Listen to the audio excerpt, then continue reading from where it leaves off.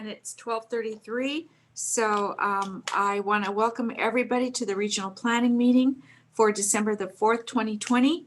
And I hope everyone had a very safe and I know subdued Thanksgiving, but we all have to be safe in these days. So let's start the meeting with a Pledge of Allegiance. And Chris, since it's your last meeting, would you lead us in the pledge?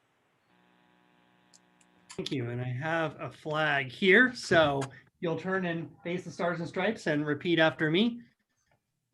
I pledge allegiance to the flag of the United States of America and to the republic for which it stands, one nation, under God, indivisible, with liberty and for all.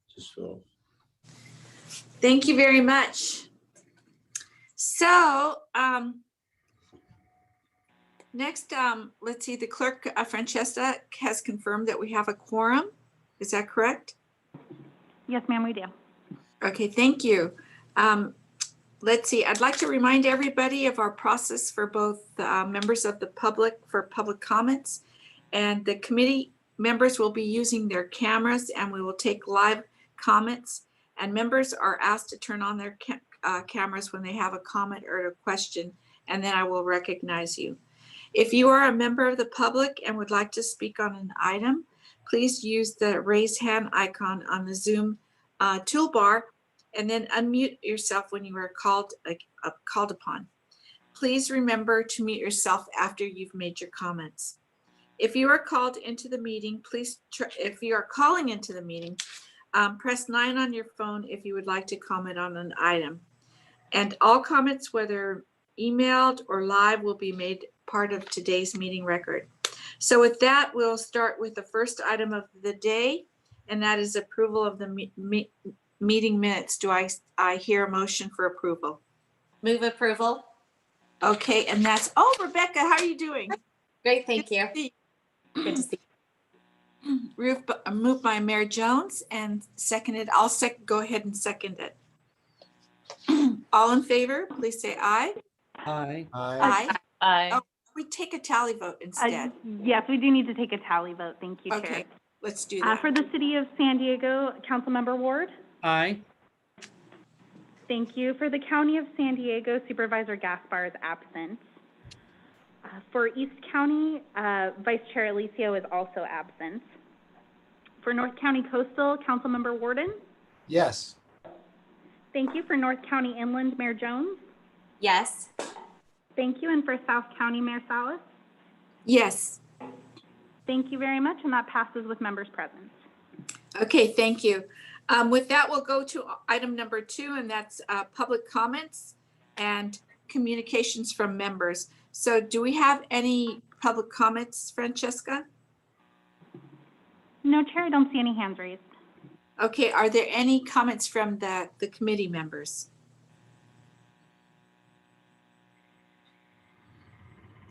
Seeing none, we'll move on to the executive director's report. Thank you, Mayor Salas. Good morning to all of you. I hope you all had a happy Thanksgiving. I can tell you for 30 years, I cooked a big turkey and had 20 to 30 people in my house. This is the first year that I had my 2 kids and my wife. I still cooked a big turkey, so I have a lot of leftovers. If any of you in downtown and want to eat turkey. I hope you have a happy one and with your families and loved ones. This is a strange one actually, but we're gonna get through it.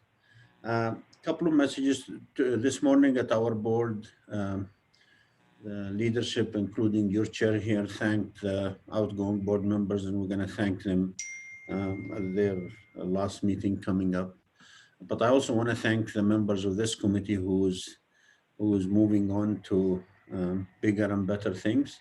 I want to thank them for their service on behalf of the region. I want to thank them for their service to Sandag. I appreciate everything. It's been a great couple of years where we had amazing public policy debate about important issues for the 3.3 million San Diegans. Just to update you on a couple of things that are important, and it's one is I am really pleased to announce that Tuesday the California Transportation Commission awarded the San Diego region a total of more than $178 million. We did well. We competed against everybody well.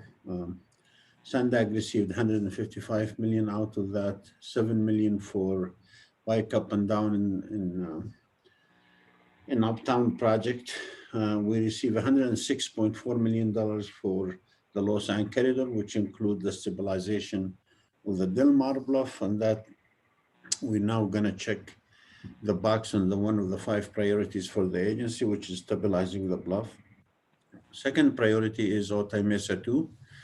We received 42.52 million for Otay port of entry, and that's great news. It was very close to finishing all the infrastructure work on our side of the border. We are now having a goal of opening a facility by 2024 and cutting the ground by 2022. I think it's fair to say our partners in Mexico are moving much better than they did in the past. I know Mayor Salas was in a few meetings with us in Mexico last year, and there were commitment, but now it's translating into real thing. So the second priority for the agency is moving well.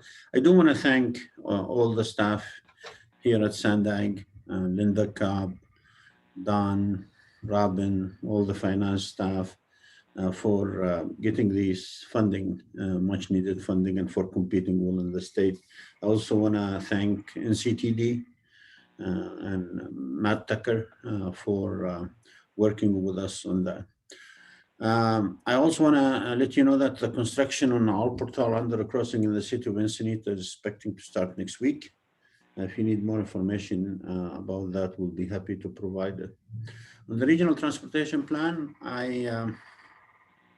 we've been engaging with the community stakeholders. We have made several presentations to statewide audiences on the 5 big moves. 2 weeks ago, we spoke to California Transportation Commission, Air Resources Board, Housing Development Department. They had their joint meeting.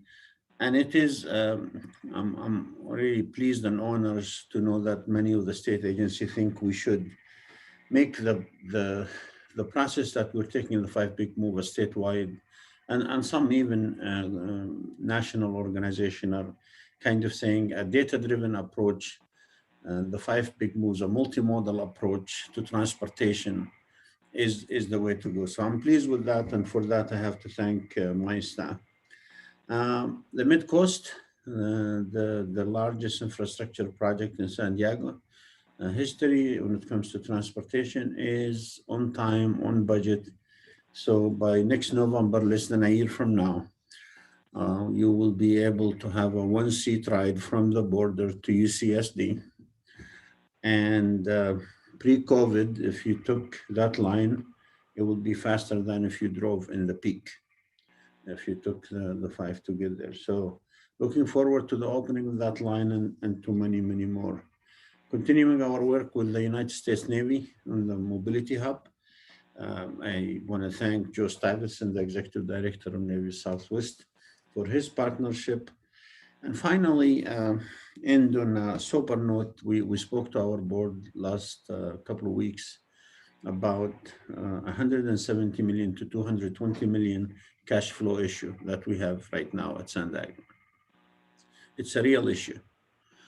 And the staff presented ways to reduce that impact by even refinancing, rebonding, using paper monies, et cetera, but still a real issue that might require us to actually put projects on the table and see which one we gonna move and which one we're gonna put on pause or which one we're gonna postpone a couple of years.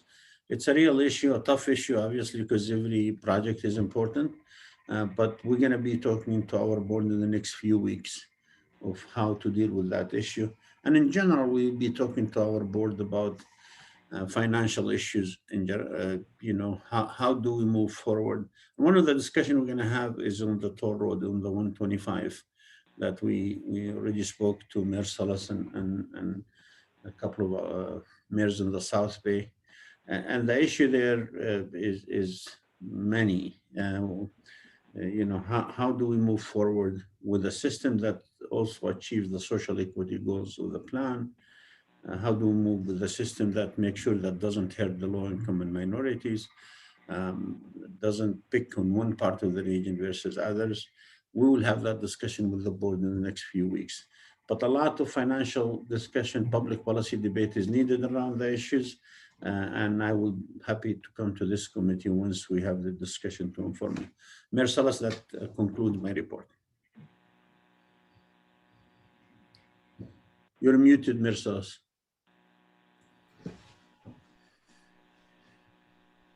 Yeah, so thank you very much for that report. It was very thorough, very interesting, very sobering. And it just shows that we're going to have a lot of work to do in the future, really collaborating with each other to find solutions. Nobody likes to see their pet projects on the chopping block, but we have to deal with reality. Do any of the board members have any comments or questions for Mr. Igrata? Yes, I do, Madam Chair, if it's timely. Yes, it is. Thank you. Good to see you, Council Member.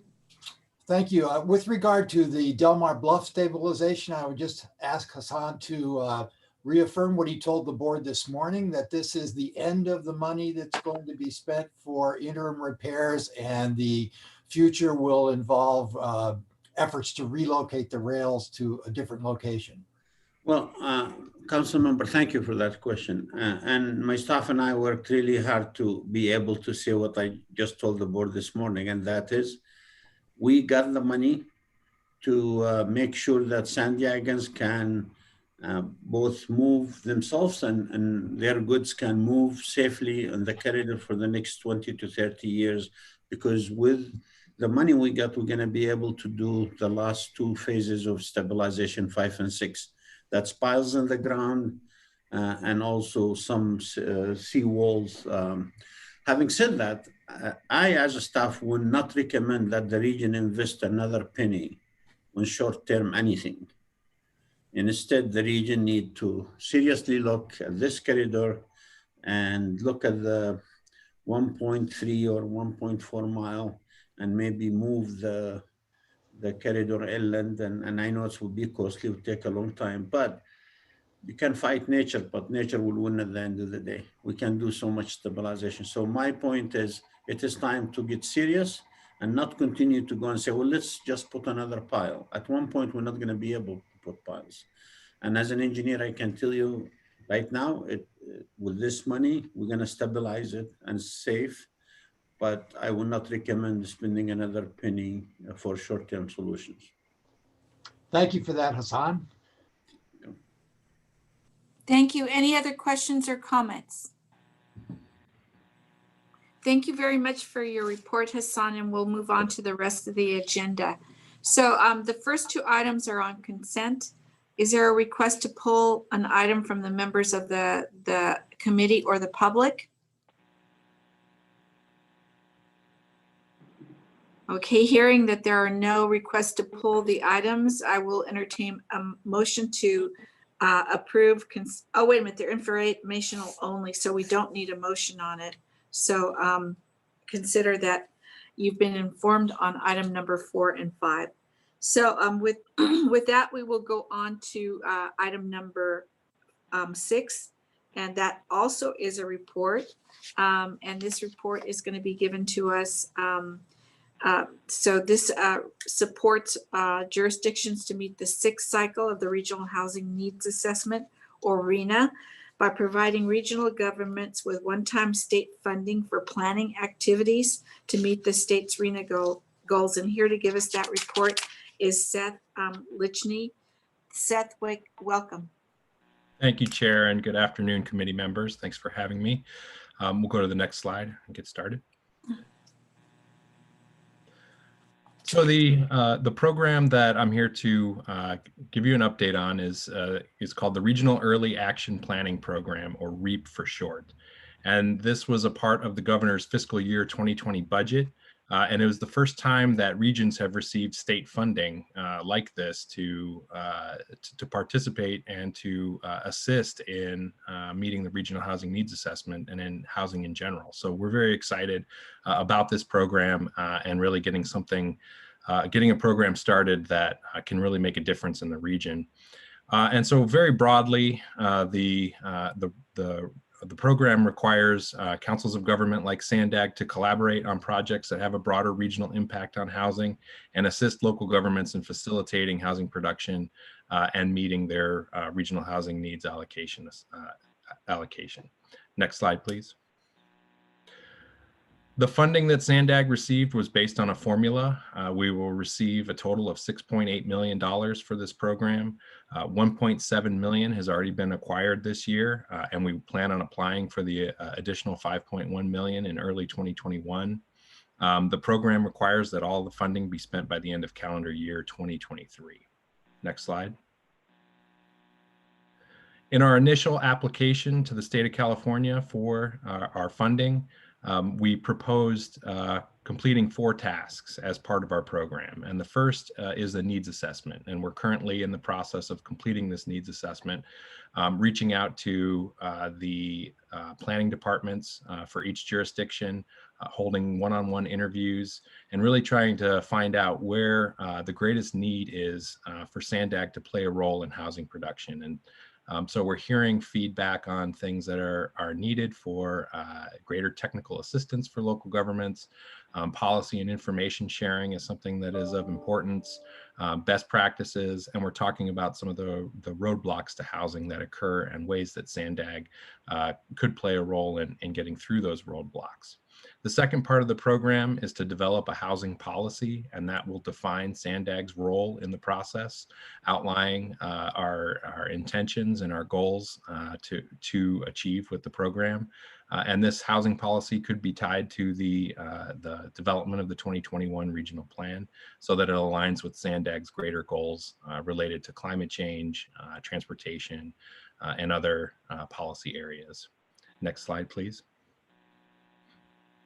The third part is the big ticket item, and that's a regional housing incentive program. That will be the majority of the funding will be pass-through funds for local governments. And the idea and concept is to help implement the regional plan and the 5 big moves, and also develop some performance metrics. And going back to the intent of this program, it all has to do with ensuring that housing development can occur in the places where it can support transportation, where it can support reducing climate change and the other goals that we have outlined in the 5 big moves. And so this program will be using the feedback that we receive in the needs assessment to develop our program. And again, it'll be funds for local governments that they can use in a variety of different ways. And one of the nice things about this program, as we've had discussions with the Department of Housing and Community Development, is that there are a wide variety of ways that these funds can be used. And so our needs assessment is going to be very important in identifying the needs specific to our region and ways that our program can assist in meeting those needs. We also will have, this program will also have a relationship to other SANDAG grants. We're in the process of identifying potential permanent sources of funds so that the state funding isn't the only source that we use, and we can have an ongoing grant program beyond 2023. We're also looking at how this program relates to the Smart Growth Incentive Program that we've operated for several years now, and the Active Transportation Program, both of those funded by Transnet.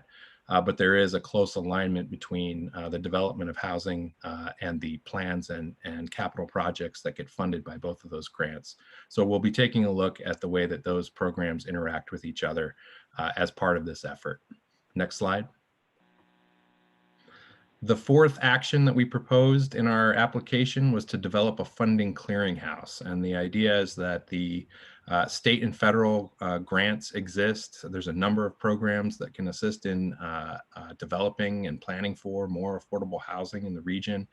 The issue is there are a number of requirements that are tied to those programs. And so part of what we want to do is become an area, become the place where a developer or a local government could access information about federal grant, its state and federal grant programs, and how those programs relate to their proposed project. Housing developments sometimes are required to have a transportation component. So we would want to be able to identify potential transportation projects that are near potential affordable housing projects and help create and coordinate the partnerships that are needed to submit a strong application for those grant programs. A good example of that is the Affordable Housing and Sustainable Communities Grant Program that the state runs. It can be a complicated process to align a housing development with active transportation development. So this could give us a leg up in those programs, especially if we have a multiple year forecast that can show when the grant programs are due, what type of projects are coming up, and how we can really create those strong partnerships. And the intent is to try to get even more, leverage this fund to get even more state and federal grant programs funded in our region. Next slide. And finally, we just want to acknowledge that there's quite a bit of other coordination that we need to continue to perform as we set up our program. We're working very closely with the Department of Housing and Community Development as they're creating what's called regional technical assistance. So some of that information that local governments could use, best practices.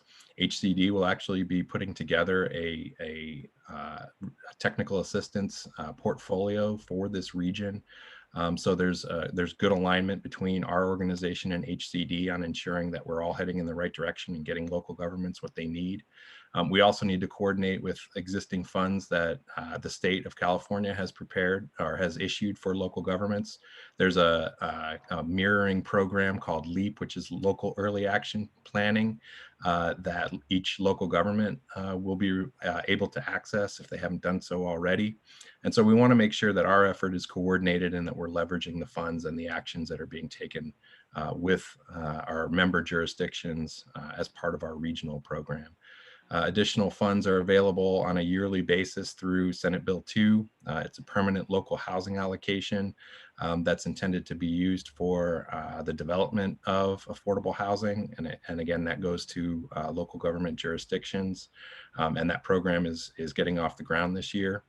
I already mentioned the Affordable Housing and Sustainable Communities Grant. We want to make sure our program aligns with and can be something that's used to leverage more funds in the region for those grant programs. And then there's other housing related grant programs that the Department of Housing and Community Development overseas, including a transit-oriented development grant, an infill infrastructure grant. There's a lot of opportunity here to be coordinated with these state grant programs and really start seeing more funding landing in our region. Next slide. And that concludes my presentation. Happy to answer any questions. I will note that we're early in the process. We're developing the needs assessment, so there are plenty of opportunities for us to accept input and think about ways that this program can really make a difference in housing development in the region. So happy to answer any questions. Thank you very much, Seth, for that information. And so, Francesca, do we have any members of the public that want to weigh in on this? No, Chair, I don't see any hands from the public. Okay, do we have any of the committee members that have any questions or comments at this time? I have a couple of quick questions, actually. This is Rebecca. Hi, Mayor Jones. Go ahead. Hi. Okay, so I'm a huge proponent of affordable housing, which I know I say that a lot, but I guess my question is, because I have a couple of different projects that are awaiting funding that are just sitting there because I haven't been able to secure funding for them, or not me personally, but our developers in our city. So would it be what we're talking about, would that be for projects that are already approved? And then the second one is I have a project in particular that I'm thinking about. I do not believe that they have secured the funding for the phase 2. And what that is actually is a redevelopment. So they were affordable. They are tearing them down because they've gone past their useful life. They're going to be rebuilding them. And I'm wondering if those are projects that would be eligible for this in this funding clearinghouse that you're talking about, Seth. For the first part of your question, unfortunately, no, the REAP funds are not available for brick and mortar projects. It can't be used to fund the development of affordable housing. The idea is it's for local government activities to streamline housing development, to get a faster approvals, activities along those lines. I think one of the things that we're hearing pretty constantly in our feedback is that there is a need for funds for affordable housing development to actually occur. And so that's where we can look long-term with this program. The state funds that we're going to receive have some strings attached, but we can develop a second phase of the program where if we're able to identify a long-term source of funds that could be used to help with development projects like this. So in the kind of short term, these funds can't necessarily be used for that. In the long term, we can think about this program and identify some ways that we could get involved in housing funding, if that's what the need. If I may add to Mayor Jones, that's an excellent question you have, and I think what we're going to do with the sum of the housing money we got is actually build a program to get to your question. And then I wouldn't say it's far off to say that maybe at one point, if we have new revenue sources coming to Sandag, that this becomes something that Sandag makes available for the 18th city and the county to move forward. But we're developing that policy framework and the program. So when the board is ready, they can act, and if there is a new revenue sources, we think we can spill it out to make funds available for that effort. But that's an excellent question you're asking. Okay, so just keep in mind, and I've spoken to Robin Wapner about this a lot. You know, there are cities out there like myself that have done the planning, that have the projects ready to go. We just literally have a very difficult time getting them actually built because of the tax credit system and how it really isn't very conducive to actually building the project. And in fact, I had one project which they had to lower the density and add more open space, which then it was only 12 units, but 12 families then that don't have a place to live, right? And, you know, our waiting lists are very, very long, in the several hundreds. I want to say sometimes they're even up to 500 at many points in time. And I think that's only going to be a larger need. So I want to build the housing. I just need to figure out how to get that funding. So just know that anything that I can do to help, you know, get that word out, I am absolutely willing to help with. So anyway, I appreciate it. Thanks for all you're doing. And maybe council member-elect Ward can bring redevelopment back somehow, right? That would be super. Noted. Mayor Salas, if I might, Yeah. This is an exciting program for a place like my community where land costs $1 million an inch and we're almost built out, and creativity is what's necessary for us to get something going. And I would like to ask Seth to comment on a couple of things. One, what can we in our communities do now to best help this get going? Is it all about us telling you what the needs are in our particular community so we can start getting our hands around a needs assessment? And how broad is the scope? Granted, it's not for brick and mortar stuff, but can it be used for site analysis, for hiring consultants, for environmental review, for updating our planning documents? What's the scope of what's on the table? I think you've nailed a big part of the scope with your list there. I mentioned in my presentation that HCD has some flexibility. And I think where we can get the best help from your jurisdictions is getting some specificity about what is it exactly that would be, that we could fund, that would get you get you to where you want to be when it comes to housing. So that could be hiring a consultant team. That can be a qualified expenditure is even part-time staff that could assist in these kind of efforts. Certainly, streamlined environmental review and approvals is something that's that we can fund. The question is how do we develop a program that really meets the needs of the local governments in a specific way? And it probably will come down to, and what we're hearing in our initial feedback is there's a lot of different variety of needs. And so I think we can reflect the approach that the state has taken, which is to say, whatever has the greatest need and whatever the kind of the local characteristics that are on the ground is how your program can be developed. There's not a particularly strict way that it can be done. But certainly getting the feedback from every local government would be something that would be helpful at this time, so that we can come back in a couple of months and have a very solid program and outline exactly what type of activities we'll be funding from here. So on that front, would the best move for us to be working with our planning departments and pulling together proposals and outlines, getting them to you, or do you have a process you're initiating on your end with our planning staffs? We've reached out to every planning staff. We've already conducted a number of interviews. I think we've done 5 to 6 interviews already with local government planning staff.